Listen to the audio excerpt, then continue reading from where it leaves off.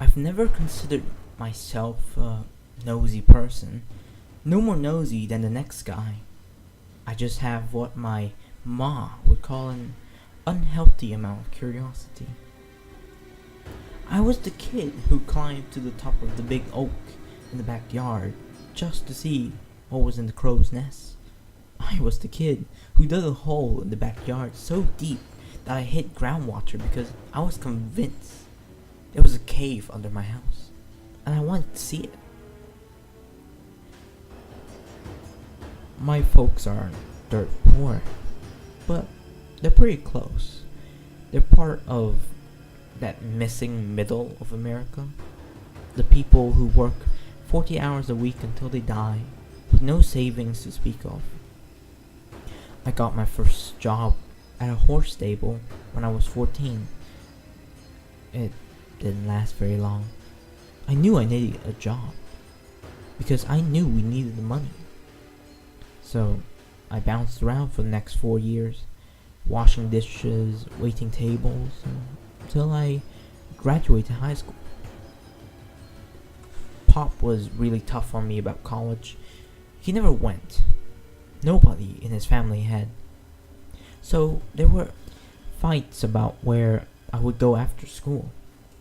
It was a huge shock to me when, just after graduation, he drove me down to the uni. He had been classmates with the dean, and they had come up with an agreement where I'll get a full scholarship, provided I made good grades and worked for the university. I never felt like a scholar. In high school, I kept my head down and did enough to get by, pulling off B's and a few C's. I wasn't interested in learning, because learning wasn't interesting. Uni was different. I took mainly core classes, math, English, history, science, but they were fascinating. For one thing, nobody cared if I show up or not. It was entirely up to me to succeed. So I did. In exchange for my education, I worked security and did some light maintenance duties. Maintenance was a no-brainer. I've always been handy, and most of the fix-it jobs were the type that could be solved with a liberal application of WD-40 or elbow grease, or both. Security was a different story. Security gave me superpowers. The job itself was pretty easy. I got a uniform, badge, a flashlight, and Ma gave me some keychain mace for my birthday. No, I didn't need a gun. They weren't allowed on campus anyway. I worked most nights and weekends and doubles during long holiday breaks. I was to walk around the full campus twice in a night, checking the labs, computer center, and library. The rest of my time was pretty much my own. There were two other guards, Jake and Al, but they worked different shifts from me. We had overlap nights on Wednesday nights, where we'll get together for about an hour to discuss any major events or changes. There might have been some beer at those meetings, but I'm underage, and you can't prove anything. Jake worked mostly day shift, and Al worked swings and some overnights during the weekends. Jake was a younger guy, training to be a local police officer, so he took his job pretty seriously. On the other hand, I'm pretty sure Al mostly slept during his shift. Al was 2 years older than Dirt, so he deserves his rest. Remember that bit about superpowers?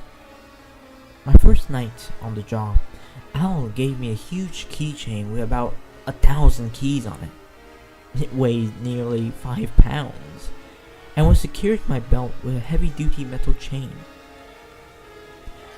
"Don't lose that keychain, kid," Al said. You got the keys to the kingdom right there. Any door that won't open, you don't want to go in it. My work hobby, the thing that kept me awake on those long, cold winter break nights, was exploring.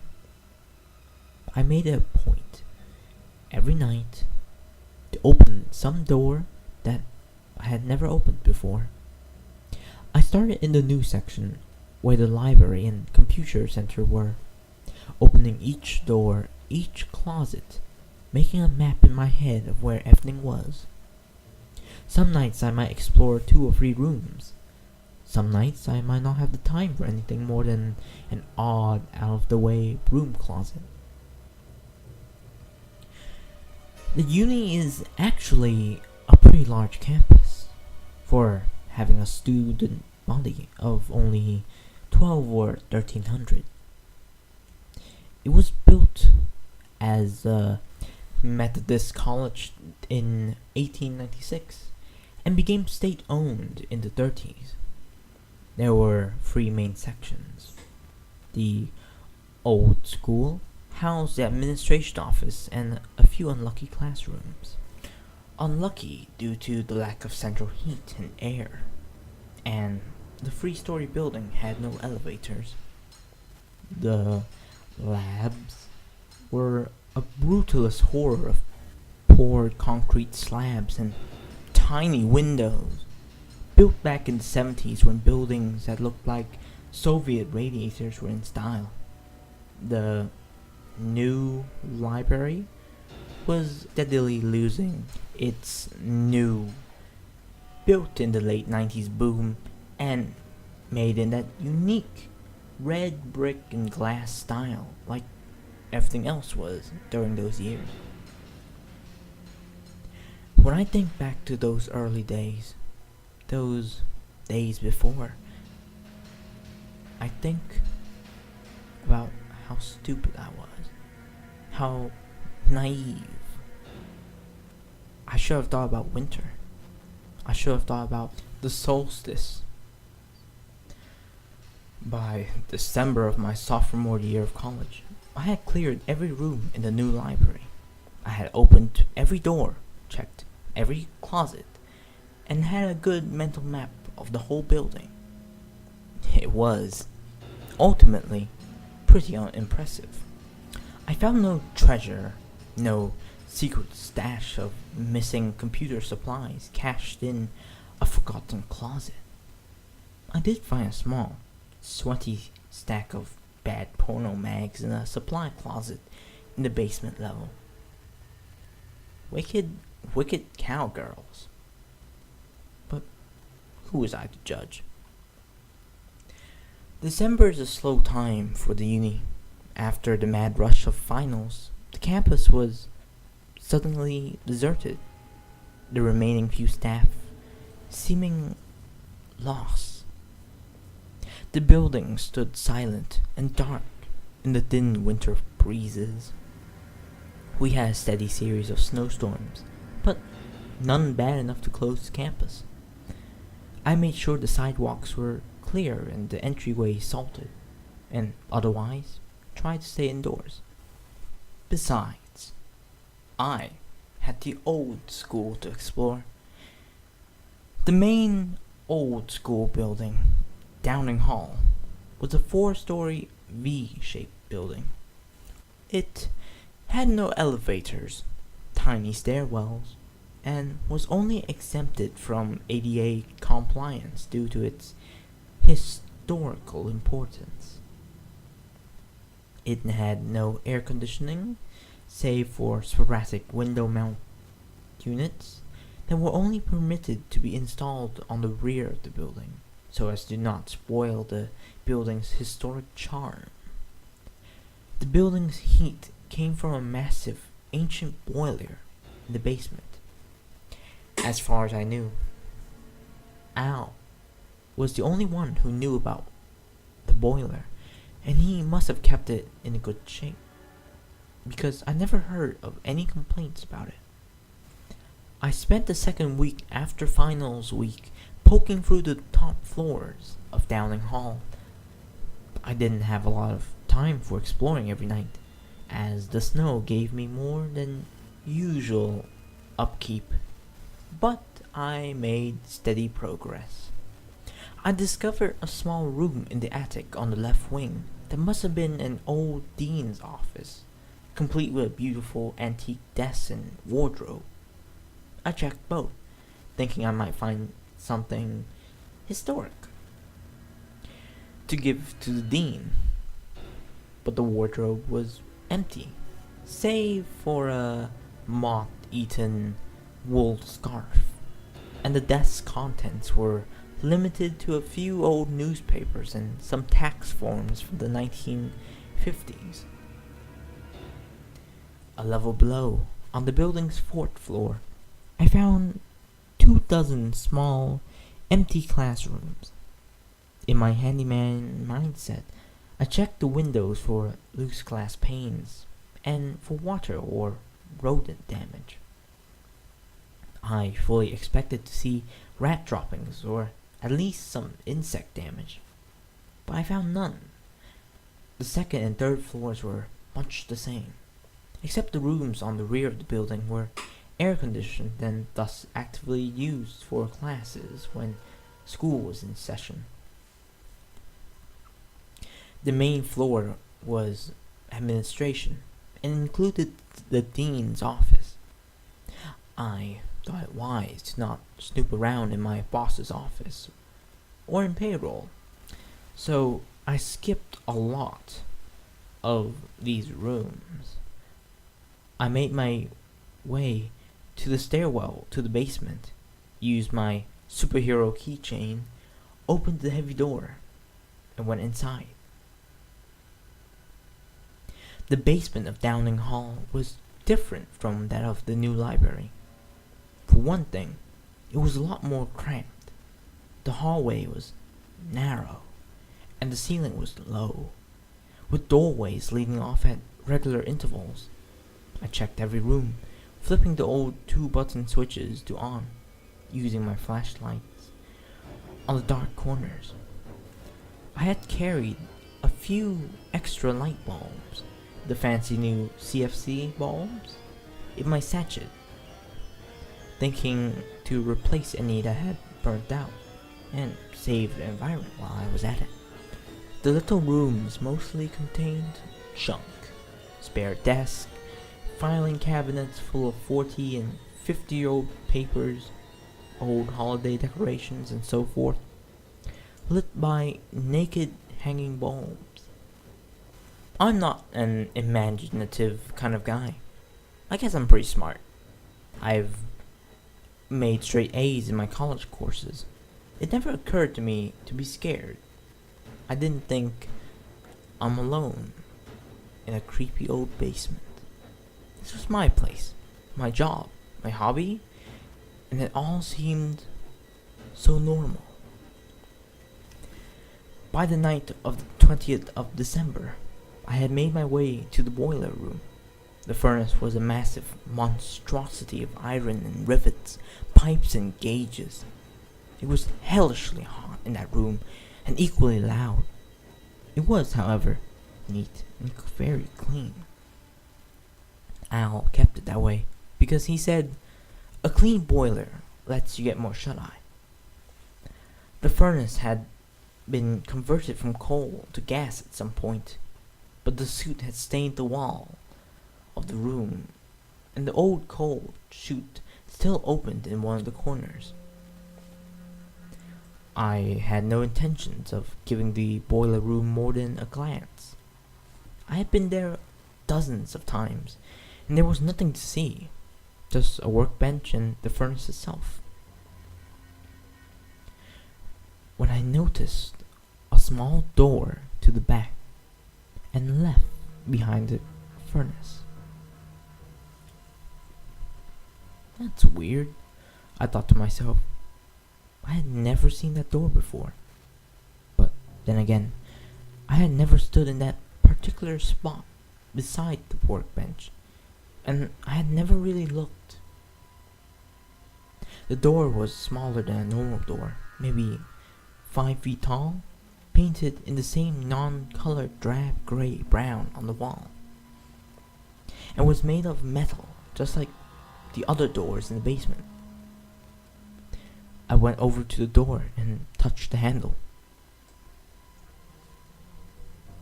I think the body knows sometimes when things are wrong. Have you ever had that feeling, like you're being watched? When you know you're totally alone and nobody can see you, but you feel eyes on you. Have you ever gone left instead of right because you got a feeling that you just shouldn't go the right today? It didn't work that way for me. When I touched the doorknob, nothing felt any different. My head didn't hurt, my neck hairs didn't stand up. I didn't hear any inner voice saying, "Don't do it." The doorknob turned, but the door wouldn't open. I looked more closely, and I saw a small keyhole, and I checked my magic keychain and found 3 possible matches. Struck out on the first 2, and the third worked. Of course. The hinges squealed like they hadn't been used in a long time. Decades, maybe. My handyman instincts noted it. WD-40, I mumbled. I hauled open the door and stepped through, into another small, cramped hallway. The light switch worked, and the single bulb blew with a crack. Damn it! My hackles did raise then. I flicked on my flashlight and quickly swapped out the hallway bulb with a new one. I looked around and saw this hallway was narrow, straight, and ended a few yards away at another door. The door opened easily onto another stairway. What the hell? I said. Nobody had ever mentioned a sub-basement for this building. The hairs on the back of my neck were standing out. I shook it off as nerves from the blown bulb and walked to the stairwell. It was a standard stairwell and looked pretty much the same as the others in the building. I walked to the bottom and met another door. I pushed through it to see another long, narrow hallway with doors leading off to either side at regular intervals. The first door to my left was unlocked and opened fairly easily onto a storage shed. There were stacks of late 60s era books, a few desks, and a decaying mop in its bucket. The door across it was unlocked, but did not open so easily. I hauled the door open to find a larger room that looked to have been used as a classroom. There were desks, a blackboard, anatomical diagrams, and posters on the wall. Everything was covered in an inch of dust and appeared to not have been touched in some time. Why would anyone put a classroom down here? I mumbled to myself. How would they even convince students to get down here in the first place? I remember thinking at that point that I must have somehow discovered a back way into the other wing of the V-shaped town hall. Maybe this is where the old science classes were held before the labs were built. I moved on to the next set of rooms. They were both classrooms, abandoned, dust-covered, and mostly empty. So were the next pair, and the next. I saw a total of 12 disused classrooms in the hallway, and a small break room, complete with a lonely coffee pot. I also found only 2 small restrooms. I didn't spend much time checking them out, as the lights didn't work and I didn't feel like reaching those bulbs. I found myself getting slightly nervous. I was in a strange section of the campus, and I was working alone at night. In the back of my mind, I just couldn't truly justify the existence the waste of a whole floor full of unused classrooms. When I got to the end of the hallway, I met another steel door.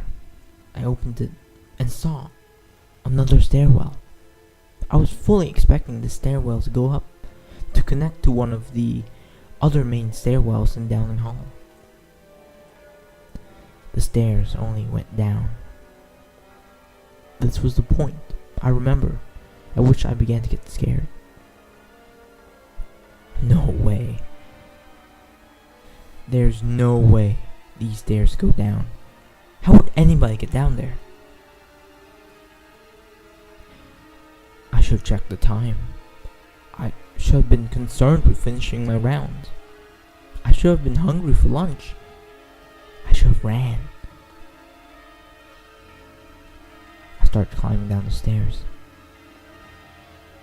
This stairwell was unlit and appeared to be much older and in much worse condition than the others. It was also longer. Much longer. After a few minutes of walking down the steps, I began to count them. At every 12 steps, there was a small landing, a turn, and another set of steps down. After 10 landings, I reached another door. It was unlocked and opened easily. The hinges squealed and the echoes died like lost things in the dark. I groped against the left wall for a light switch, and there was none. I checked the right, and the wall was equally smooth. I cast the flashlight around, but saw nothing.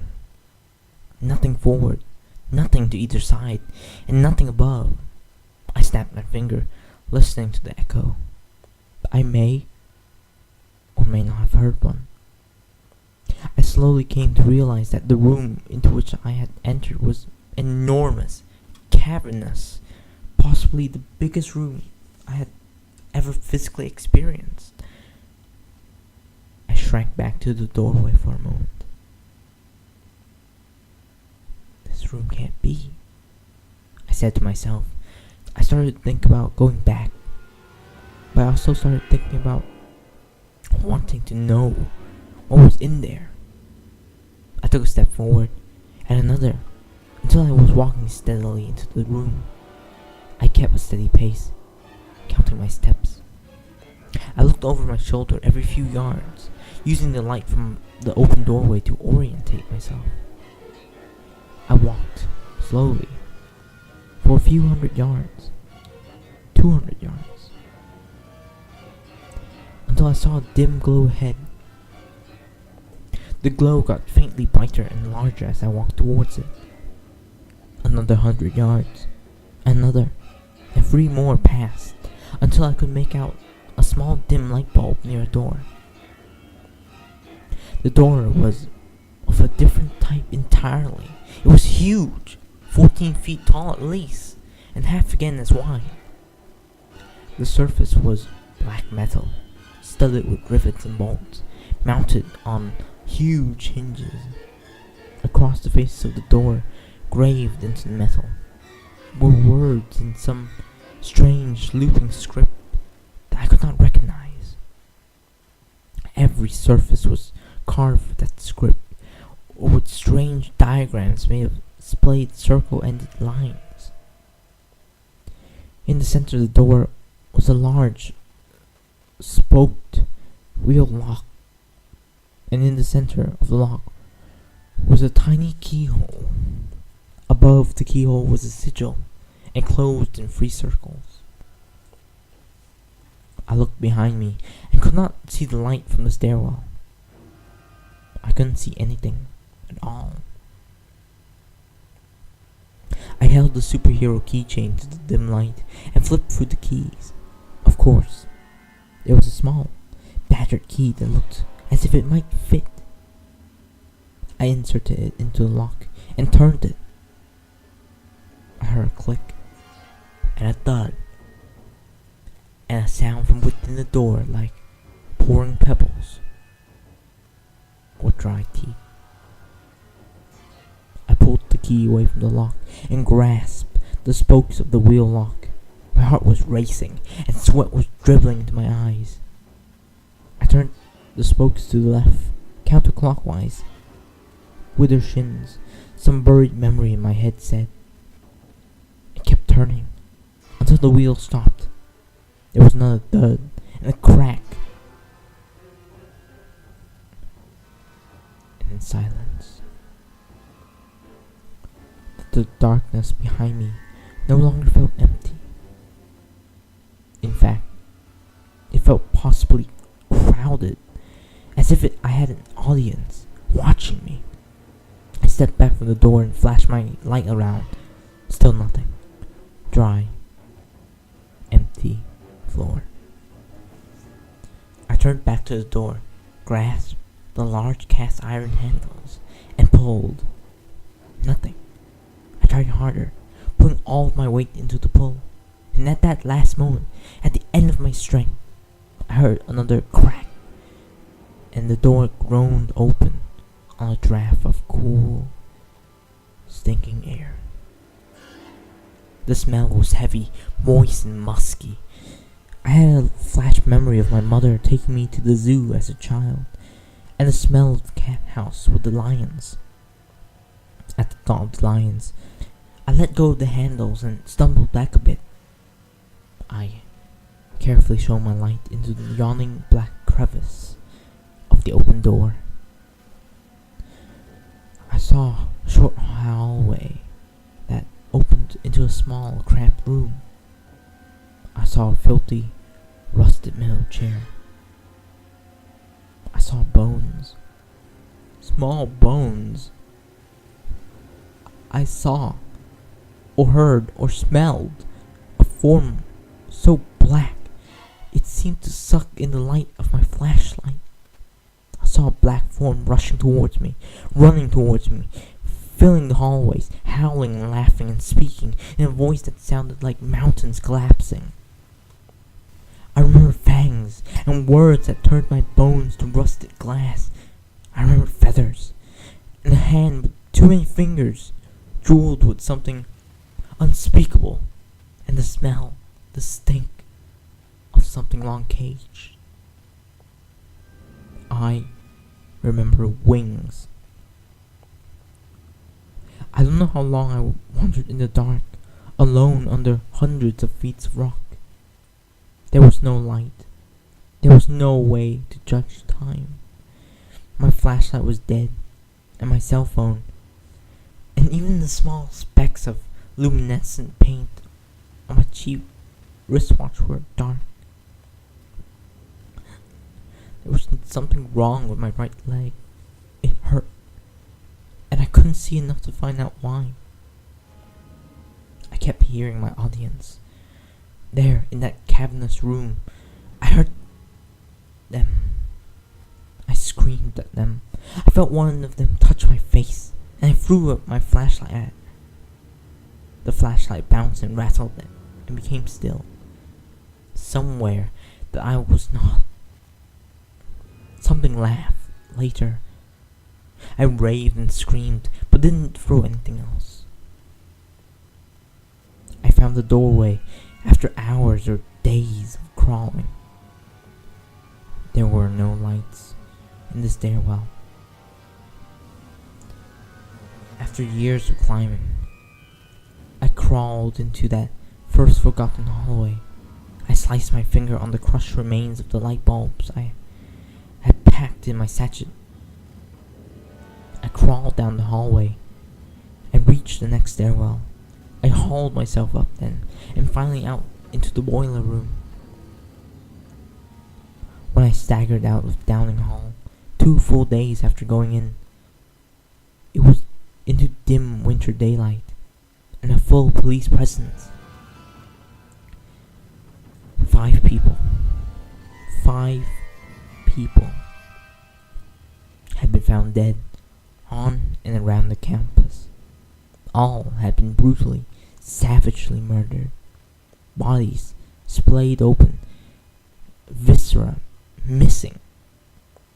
The teeth marks suggested a wild animal, but the murder scenes and Body positioning also displayed a certain intelligence to them. There was also writing, carved into the flesh when it was not yet dead meat. The cops wouldn't talk about the writing. The cops wouldn't talk to me either, not afterwards.